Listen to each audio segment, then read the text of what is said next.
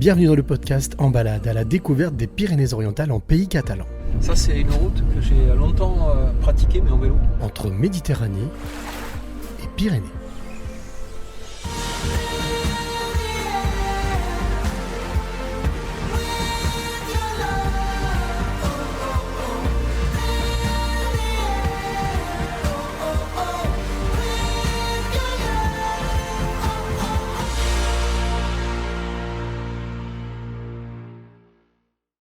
Après une bonne nuit réparatrice au Grand Hôtel du Golfe, je suis prêt à repartir sur les routes catalanes à la rencontre de nouveaux visages en compagnie de Jérôme, mon accompagnateur. Une journée qui s'annonce encore surprenante et magique. Et voilà, on est reparti, on s'est retrouvé avec Jérôme. Devant la mairie d'Argelès. Devant la mairie d'Argelès, exactement. On a rendez-vous avec Nathalie pour aller se balader un petit peu au marché d'Argelès. Donc on va aller voir dans la mairie. Disons, une grande mairie, hein. Ouf. Ouais, voilà, l'encadrement des fenêtres et puis la bordure des murs. C'est du kérou. Du kérou, c'est une brique particulière qui est faite en argile. Et en fait, c'est pas pour rien qu'il y a ça, parce qu'en fait, ici, il y avait des fabriques de briques en argile sur Argelès. Ah d'accord, ok. Et d'ailleurs, Argelès, ça tire son nom d'argile. L'argile, eh ouais. Voilà, Argile, Argelès. Nathalie, directrice de l'Office municipal du tourisme, vient à notre rencontre et nous invite à la suivre pour déambuler dans le centre-ville de cette cité occitane. Allez, on y va. Argelès, en quelques mots. Argelès en quelques mots. Alors, pour planter le décor, Argelès-sur-Mer, c'est un territoire entre mer et montagne. On présente Argelès en disant qu'en Méditerranée, les Pyrénées ont une plage. C'est Argelès-sur-Mer. Voilà. D'accord. C'est unique en France. On a la chaîne des Pyrénées qui vient en fait se jeter dans la Méditerranée. Directement. Donc c'est aussi 7 km de plage de sable et de belles criques, puisque à partir des criques et à partir de la plage de Racou démarre la côte Vermeille. D'accord. Donc la côte rocheuse qui permet d'accéder ensuite à Collioure, à Banyuls, au reste du territoire, et puis de passer la frontière après, parce qu'on a l'Espagne juste à côté. Et oui, c'est ça, oui, j'ai remarqué. On est vraiment très très proche de l'Espagne aussi. C'est un peu rageant d'ailleurs d'être là mais de ne pas pouvoir y aller, de ne pas avoir le temps. Pour vous, oui, parce que nous on y va souvent quand même. Tout en discutant, nous avançons d'un pas alerte dans les petites rues piétonnes et lumineuses de cette ville où les traces du passé font partie du décor. Là on passe devant l'église de Notre-Dame-del-Prat. D'accord. J'ai vu qu'une grande tour quand on est passé. Alors c'est le clocher. La grande tour, c'est le clocher. Alors on peut accéder effectivement, absolument. Donc on a le clocher qui est sur la place. Et je suppose que là on a aussi une très belle vue, on peut avoir une vue magnifique. Une vue à 360. C'est superbe. Toute la chaîne des Pyrénées et puis même au-delà sur toute la plaine du Roussillon en fait. En fait, moi je suis née à Perpignan, j'ai fait mes études sur la région, je suis partie un petit peu à Montpellier et puis j'ai eu la chance de revenir. En fait, j'ai commencé à travailler à Elne, qui est une ville à proximité aussi, qui est une ville historique. Et puis à 18 ans, je suis arrivée à Argelès. Qu'est-ce qui fait qu'on ne part pas? Je pense que, comment dire, question piège. La mer, la montagne, le territoire, on a vraiment une vie privilégiée, au soleil, à proximité de l'Espagne, à 1h30 des stations de ski. Que demander de tout, plus. On a tout. Ce qui tout encourage à proximité. À pas forcément aller voir ailleurs. Alors j'ai essayé, mais j'ai pas trouvé aussi bien. Ils ont eu des problèmes. J'ai pas trouvé aussi bien. Donc on revient. C'est ça. Attirés par les odeurs qui embaument les allées du marché, nous progressons jusqu'au musée de la Retirada, période importante de l'histoire de cette commune. Argelès-sur-Mer, terre d'histoire aussi, puisqu'on a quand même connu des moments assez troublants, des moments historiques assez troublants, notamment l'épisode de la Retirade. Ouais, alors la Retirade, c'est 39-40, c'est ça? Voilà, et les républicains espagnols qui fuient le franquisme. Et donc on a vu déferler 200 000 exilés sur les plages argelésiennes. Donc on peut imaginer les circonstances d'accueil qui étaient très précaires. Du mieux que c'était. Ouais, donc là il y a des panneaux. Là, alors absolument, donc il y a le musée de la Retirade qui se visite. Retirada 1939. Absolument. Donc là, la possibilité aussi de se replonger dans un moment sombre de l'histoire. Donc là, on a énormément effectivement d'Espagnols qui viennent retrouver leurs racines aussi, mais pas que, puisque c'est un épisode assez marquant quand même. C'est écrit en fait sur la porte en 3 langues, c'est ça? Absolument. En français, en espagnol et en catalan. Bien voilà, parce qu'on accueille évidemment beaucoup de Catalans qui viennent chercher aussi leurs origines. Le temps file à une allure folle et cela fait déjà quasiment 1 heure que nous bavardons avec Nathalie. Une rencontre qui me permet de découvrir une nouvelle facette de cette côte riche et accueillante. La pluie tombe. Argelès sous le soleil. Argelès la pluie, voilà. Ouais, et c'est pas souvent qu'on a de la pluie ici. Donc. 300 jours de soleil par an. Ouais, mais quand la pluie est là, ça fait du bien. Ah oui, non, mais là, il y en a eu. Bah, merci beaucoup pour toutes ces précisions. Avec plaisir. À bientôt. Bah oui, on va peut-être aller profiter d'une terrasse justement. Ouais, on va boire un café quelque part. Allez. Après une pause bien méritée, nous quittons Argelès direction Saint-Cyprien pour une autre rencontre, celle de Matt, un Américain a priori aujourd'hui 100% catalan.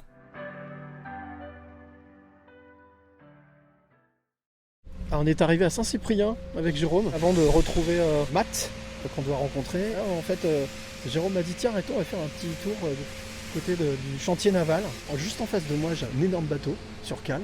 Donc a priori, ils sont spécialisés justement dans la réfection de ces bateaux. Pas seulement dans la réfection des bateaux, mais dans la construction des bateaux, quoi. Donc ici, ils construisent des bateaux de pêche, des barges un peu spéciales, etc. Et puis c'est, je pense, le seul constructeur de bateaux dans ce genre-là. Ici, là, sur le département. Donc on va essayer de voir. Ouais, c'est vrai, on va essayer de jeter un petit coup d'œil. Il y a du bruit, il y a de l'odeur. Ça c'est un peu la colle, le produit chimique. Ça coupe, ça tranche. Vous allez rencontrer les boss, les patrons, pour savoir s'ils peuvent nous dire deux petits mots, voilà, juste expliquer sur un chantier naval, comment ça se passe. Oh là, je les tiens, oh là, c'est impressionnant. Merci.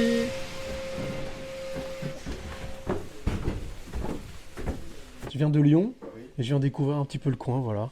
Donc on s'est arrêté devant, on a vu de la lumière. On s'est dit tiens, peut-être que vous pourriez nous expliquer, juste dire deux mots un petit peu ce que vous faites, ce que vous faites dans la vie, voilà. Vous voulez qu'on voie en bas? Bah allez, si vous voulez, ouais. Et donc du coup, ça, ici, c'est familial, si j'ai bien compris. Oui. Ça fait longtemps que ça existe, ce chantier naval? Ça fait 35 ans. Ah On ouais, a démarré à Port-Vendres. Ça commence à faire. Mon grand-père, oui. Ouais. 3e génération. Ah ouais? Oui. Ah, je vois le sourire, hein, Oui. fier.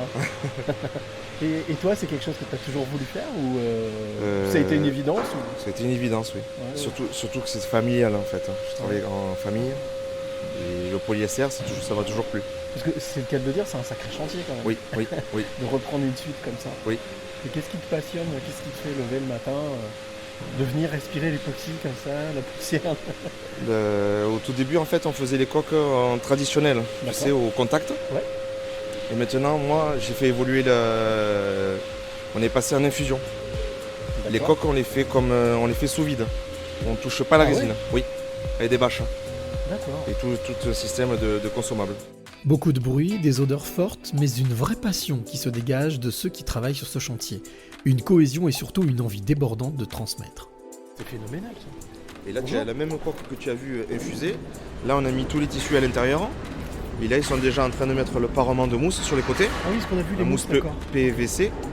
Après, on va redraper par-dessus. Et après, ils vont mettre tout ce qui est renfort, carling, on va redraper.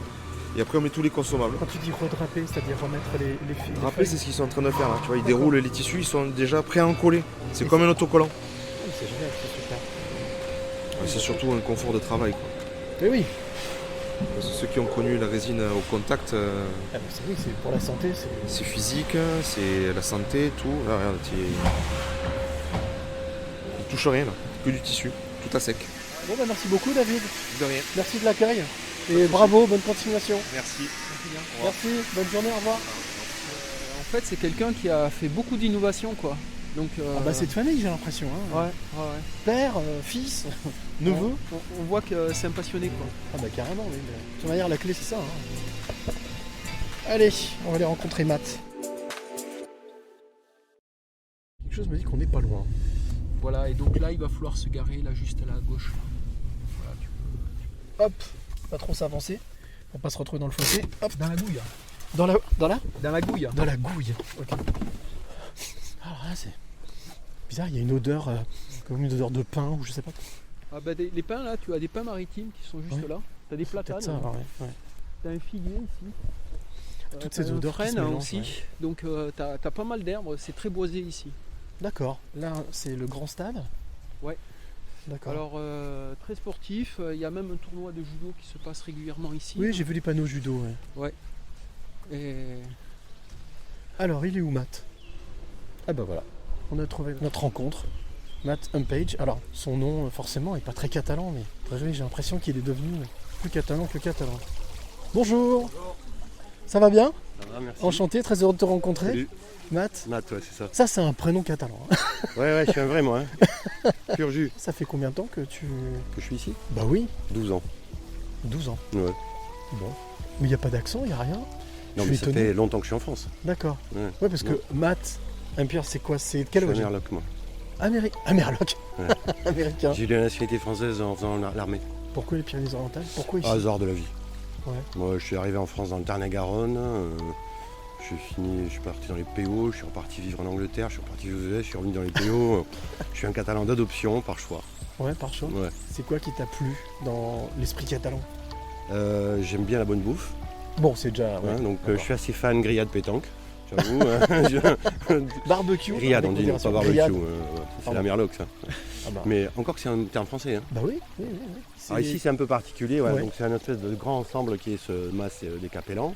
Donc avec le complexe sportif de Grand Stade, on pourra aller voir. Hein, Ouais, qui bien est- sûr, avec grand plaisir. qui est assez grand, des dizaines de cours de tennis, des salles de muscu, des gymnases, Puis salles du de paddle squash, aussi, hein. du paddle, tout ça. On a le jardin des plantes qui démarre juste là-bas, le portail vert. D'accord. Donc très bel espace qui normalement va être classé jardin remarquable. D'accord. Donc c'est un endroit super sympa pour se promener en famille, mais aussi on a plein d'animations, on fait des siestes musicales, des contes pour enfants, du cinéma de plein air sur des poufs, des concerts de musique classique ou du jazz. Des contes aussi, peut-être. Des contes, on a tout un tas d'activités. Et puis là, on a un autre bâtiment qui est réservé plutôt au côté associatif, donc où il y a du pilates, de la gym, de la country. Nous pénétrons dans l'enceinte de ce bâtiment ancien dans lequel on peut faire du tennis, du paddle, mais aussi du yoga, de la musculation. Un lieu où toutes les générations se mélangent et partagent de vrais moments de détente. C'est monté dans les années 80 par Yannick Noah et Platini. D'accord, C'est eux qui lancent Coupe le ruban. Et puis, décennies passant, c'est devenu un complexe communal D'accord. qui a gardé une vocation tennistique, hein, ça se voit, mais pas que. Tu peux ouvrir s'il te plaît, Claude? Merci. L'extérieur, alors c'est pas un des jours les plus ensoleillés, je le regrette. Non, mais faut pas regretter. Et voilà, donc ça c'est la partie extérieure. 16 cours de tennis, 3 cours de squash. J'ai l'impression que dans un club de vacances, c'est un truc de Mais fou. c'est une forme de club de Havre de vacances. paix. C'est un havre Voilà, de c'est paix. ça, ouais, on est C'est un on club sent de vacances paix. à l'année. Il y a des professionnels qui viennent s'entraîner. Je donnerai un exemple, c'est la coupe de rugby des moins de 20 ans il y a 2 ans. Les Baby Black avaient choisi... Les Baby Black. Ouais, c'est comme ça qu'on les Ouais, appelle. bien Hein. Bon, ben, les Baby Black, quand ils ont eu le choix d'un point de chute, ben, ils sont venus ici. Le judo vient fréquemment. On a souvent eu Teddy Riner s'entraînant parce que le gymnase, vous avez vu là, il y a 4 cours de tennis et on peut les transformer en tatami géant. Ah, c'est Et énorme. donc on démonte tout. Et on met un tatami de 2000 m², des gradins autour, on a tout ce qu'il faut. Donc oui, on a eu l'équipe de France de tennis, on a eu l'équipe de France de judo, on a ce qu'on appelle les rencontres des coachs. Claude Onesta, qui est l'organisateur, donc quand même un grand monsieur du hand français, qui réunit une dizaine d'entraîneurs qui lui sont proches. Du hand, bien sûr, mais aussi du rugby, du tennis, du foot. Il y a eu quelques entraîneurs de foot aussi. Enfin, il y a eu beaucoup. Et donc ils viennent... passer 3-4 jours ici tous les ans, depuis 5-6 ans maintenant. Et eux, ils travaillent en collaboration avec l'Université de Marseille, de sport, sur le management du sport de haut niveau. On a un côté sport de haut niveau parfois, mais on aime bien dire aussi sport loisir. Ah. C'est la tondeuse. Et puis, ouais, il faut bien l'entretenir. Hein. Alors, c'est pas un gazon anglais, mais il a de la gueule quand même.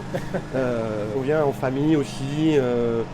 Voilà, un petit peu de muscu, un peu de squash, un peu de pilates, un peu de fitness, du yoga aussi, enfin tout un tas d'activités comme ça. Paddle aussi. Du paddle. Alors, paddle pas sur l'eau, paddle Voilà, raquette. c'est le paddle à raquette, hein, on a quelques cours devant nous là. J'avais découvert ça à Barcelone, en Espagne. C'est pas Oui, les très Espagnols loin. sont très forts. Très, hein, très on- fort. C'est ça. Il y a d'ailleurs plus de licenciés paddle à l'heure actuelle que tennis en Espagne. Hein, et c'est une mouvance, C'est un sport particulier, hein. C'est très tonique. c'est hein. très cardio, Très cardio. Ouais. mais ça a un avantage considérable, c'est qu'on peut jouer rapidement, facilement. Tennis, on passe les premières heures à mettre des balles dans le filet, ça peut être frustrant parfois. Paddle, de Alors suite, là, on peut taper où on veut. En on fait. peut taper où on veut, ça rebondit, ça C'est un mélange fonctionne. de squash. Oui, de c'est ça, c'est un tennis. mélange de squash et de tennis. Fin de septembre, on a la grande fête du village, notre Festa Majo, qui est une particularité, c'est une fête de village qui remet en avant tout ce qui est traditionnel. D'accord.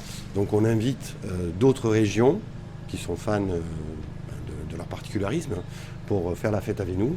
Et donc tous les ans, on reçoit des Corses, des Basques, des Bretons, D'accord. des Auvergnats.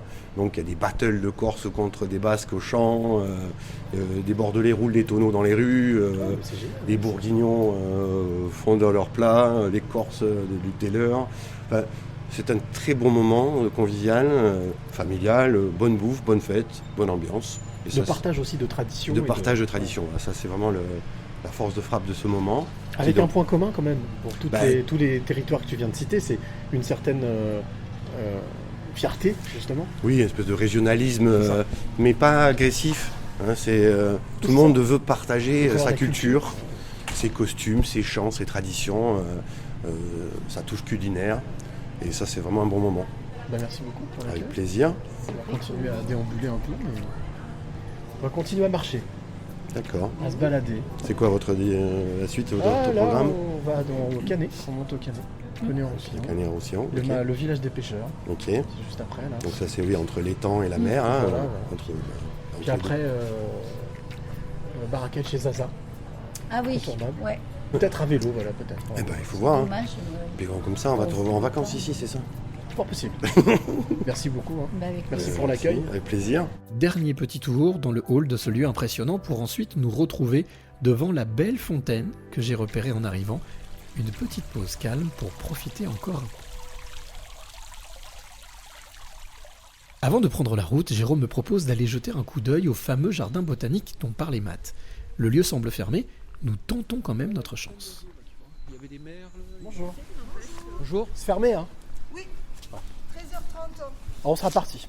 Là, on a une visite officielle, là. Ouais. Mais Jusqu'à 13h. quelle heure il est là? Après un quart d'heure, on est à un quart d'heure. Vous voulez un quart d'heure, je vous montre. Bah allez, soyons fous. Je les attends. Tu les attends. Soyons Et fous. tu Ou m'appelles. tu veux qu'on fasse le contraire comme tu veux. C'est adorable en tout cas, c'est gentil. Non, je leur Madame montre. Paluzzi, je la connais. Je leur montre et puis tu m'appelles s'ils commencent à arriver. On a un bel enjeu là ce matin. Ouais. C'est qu'on candidate pour le label Jardin Oui, c'est ce que Remarquable. vient de nous dire Matt. Et donc ce matin, c'est la visite de la commission du ministère. Ah oui, ah ouais, donc faut pas louper le truc. Donc voilà, Ouais. donc alors là on a fait un, je sais pas si vous voyez, on a fait un pavillon d'accueil, il y aura une petite boutique avec des trucs très chouettes, haut de gamme, Effectivement. des petits arrosoirs, des trucs très haut de gamme, très jolis. Ah, c'est magnifique. On est allé chercher du joli mobilier, En bois. voilà. Ça c'est un bac Versailles D'accord. qui vient d'être installé là. Et c'est à perte de vue, c'est loin, c'est Comment c'est grand, c'est immense. Il est magnifique ce jardin, c'est pour ça, c'est en un quart d'heure, si on marche pas trop doucement, on est là. Non, mais il n'y a pas de souci. Bah, c'est, non, mais Il est magnifique ce jardin. Quand on est venu, mais on a fait un boulot, on a compté tous les, ils appellent ça des individus. Bien sûr. Toutes les Tous espèces. les en fait, individus, ouais. Tous les individus. les individus de chaque espèce. C'est magnifique. Donc là, il y a un cheminement Oui. de bois qui a été choisi mais il y a longtemps. Hein, ce parc date de fin 1800, début 1900. D'accord. Donc là, il y a des chantiers de dessouchage. Donc D'accord. on a fait des jolis trucs pour expliquer aux gens, puis pour pas qu'ils y aillent. Il y avait des souches, bon ça fait du bordel, hein, des souchages, c'est sûr. des sacrés engins, il y en a, vous en verrez quelques-uns. Ça ce sont des camélias, D'accord. que j'y connaissais rien, maintenant je commence un peu à connaître. Et donc là aujourd'hui, effectivement, c'est la visite de cette commission. Voilà, elle Qui va dire à oui. 11h, qui va dire oui ou non. Elle dit instantanément, tout de suite. Non, non, non, Ils non. prennent dehors, ils prennent un temps de réflexion. Et puis ils viennent de différents endroits de France. D'accord. On a refait toutes les roses, là, Ouais. on a replanté. C'est des roses particulières, des roses anciennes, D'accord. mais de variétés particulières qui résistent à la chaleur. Il y a des critères qu'il faut respecter pour obtenir le label justement. Oui. Ah ouais. À la composition Ok, du du jardin, jardin. les éléments remarquables, les végétaux remarquables. Il faut qu'il y en ait suffisamment. Il y en a beaucoup qui sont bicentenaires là, hein, qui ont plus de 200 ans. 15 minutes montre en main pour faire le tour de ce jardin remarquable puisqu'il a finalement obtenu le fameux label. Direction maintenant Canet-en-Roussillon à la découverte d'un autre lieu tout aussi magique, le village des pêcheurs. Bon. J'ai vu qu'il y avait une cigogne qui est allée se poser, je crois. Ah ouais? Et peut-être qu'on peut aller y faire un petit saut, c'est Bah, juste bien de sûr, l'autre côté. ouais, allez, allons-y. C'est l'embouchure de l'étang. Parce que là, du coup, là, on est sorti de Saint-Cyprien. On est entre Saint-Cyprien et Canet-en-Roussillon. Ouais. On est entre les deux. Et on s'est arrêté au village des pêcheurs. Là. En tous les cas, il y a des infrastructures. Hein, c'est pour faciliter les vélos, là, le long du littoral. Alors là, oui, entre Saint-Cyprien et Canet, Ouais. tu as une piste cyclable qui te permet de relier les deux villes, là, Ouais. les deux villages. Là, on est juste au bord de la mer. Ouais. Et là, tu vois, on voit des petites barrières, ça s'appelle les ganivelles. D'accord.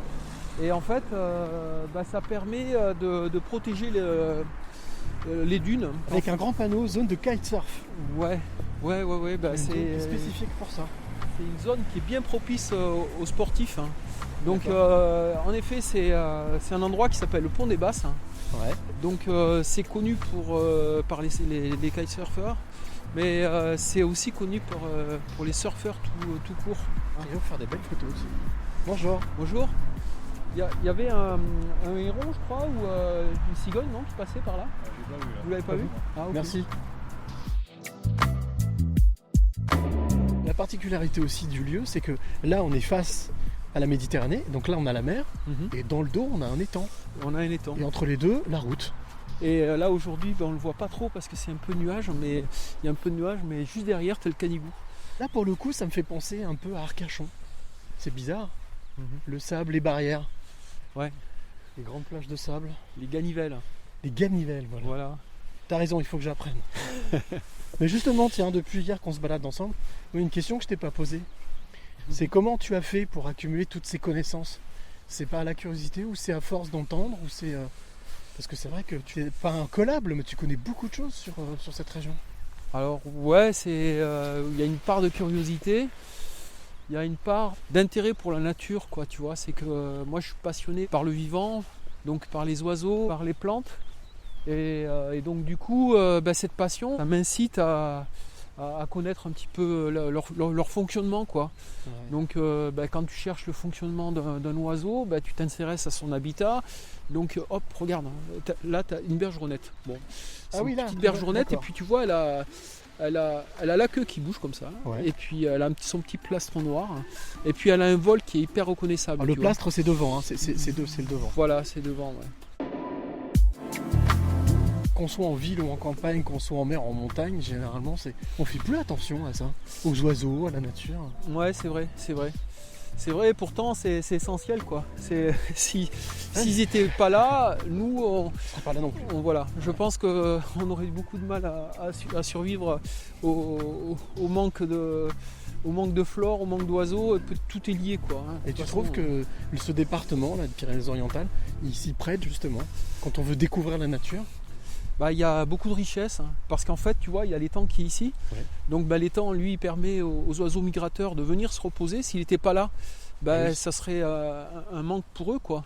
Donc eux trouveraient pas d'endroit où se reposer, où se nourrir, parce que là, par exemple, en ce moment, tu as les flamants roses. Et eux, ils viennent manger les crevettes. Ouais, Puis clairement. peut-être les crabes bleus, parce qu'en ce moment, Ah ouais. Les crabes bleus. voilà, on a des crabes bleus ici sur l'étang là. Et c'est quoi? Donc- Ils sont vraiment bleus ou... Ils sont vraiment bleus et c'est des crabes qui sont pas endémiques, hein, qui se sont propagés ici dans l'étang et qui ont pris le dessus sur toutes les autres espèces, malheureusement. Et ça, ils viennent d'où Et c'est ces crabes? un crabe américain, en fait. D'accord.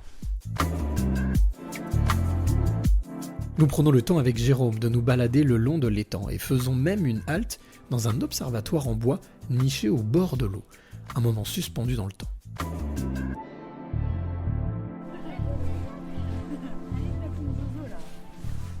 Bonjour. Bonjour.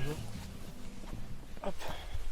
Ah, là, on est vraiment dans un véritable observatoire avec des petites comme des meurtrières un peu, voilà. Ouais, les bancs pour se poser. Voilà. Pour Prendre le temps. Ouais. Pour prendre le temps de regarder. Ah là, il y a regarder un des petit espèces peu. là à gauche, oui. Ah, voilà. Là, t'as une aigrette là-bas à gauche. Hein. Tu vois le. Blanche qui voilà. marche dans l'eau. Qui marche dans l'eau, Mhm. elle est blanche, ouais. T'en as un petit peu plus loin, qui est un petit échassier, beaucoup plus petit, mais que j'ai du mal à discerner là. D'où l'utilité généralement des jumelles. Voilà, Ouais. voilà. Ouais. C'est apaisant. Hein. Avec Ouais. le clapotis de l'eau. Peut-être un gravelot là-bas. Ouais. Et là-bas, les flamants roses qui sont juste à droite là-bas. Ouais, voilà. Là, mais bon, il faut vraiment ils sont vraiment assez loin, quoi. Oui, là-bas. C'est vrai qu'il faudrait des bonnes jumelles pour pouvoir tout voir tout ça, quoi. Et de la patience. Mieux. Jumelles et patience, hein, je crois que c'est Voilà. les deux bons outils. Ah. On entend coasser. Alors on a la même chose de l'autre côté espagnol, du côté de l'Empordà, à côté d'Empurià, Rosas. Bah, tu as un petit bras de rivière et tu as une petite zone humide comme ça avec des étangs. Et là aussi, tu as plein de migrateurs, plein d'oiseaux. Et du coup, là-bas, en fait, c'est même plus riche qu'ici, quoi. Alors, je sais pas pourquoi, mais on trouve énormément d'oiseaux. Des migrateurs, des cigognes, des flamants roses pareil, hein, et puis plein d'autres oiseaux, quoi. Et on va continuer. Allez. Parce qu'on a encore... La journée n'est pas finie. Durant cette excursion, j'en prends plein les yeux. Mais ce qui me surprend, c'est le silence qui m'envahit. Un décor de cinéma avec ça et là des barques typiques à fond plat, conçues pour la pêche sur cet étang. Tu vois, tout à l'heure, on a visité le chantier naval. Ouais. Et on se rendait compte que ils utilisaient la fibre de verre. Mhm. Et puis là, pareil, hein, c'est les barques en fibre de verre, quoi. C'est incroyable. Voilà, donc au départ, elles étaient faites en bois. Mais là... Ça doit peser un âne mort, ça. Ça doit être très lourd. Ouais, c'est très lourd, ouais. Mais la fibre de verre est quand même beaucoup moins lourde que le bois, quoi. D'accord. Alors on continue à construire et à rénover des barques, En bois. Et donc ça se fait du côté de la baie de Poli où il y a un petit chantier naval D'accord. qui fait la réfection des barques catalanes et les barques de pêche comme ça, quoi. D'ailleurs, c'est super intéressant à visiter, quoi. En tout cas, merci pour toutes ces précisions. Ça permet de comprendre. Je n'ai vraiment pas envie de quitter ce lieu paisible et ressourçant, mais ma curiosité est plus forte que tout. Le prochain rendez-vous s'annonce beaucoup plus agité et bruyant, mais tout aussi passionnant. Nous reprenons la voiture et nous nous dirigeons vers une institution. Son nom, la Vigatane, un restaurant dont la réputation dépasse les frontières du département. C'était En Balade, un podcast réalisé pour Pyrénées-Orientales Tourisme, destination Pyrénées-Méditerranée en pays catalan. Retrouvez tous les épisodes sur les plateformes d'écoute. Et pour en savoir plus sur cette belle région, rendez-vous sur tourisme-pyrénéesorientales.com.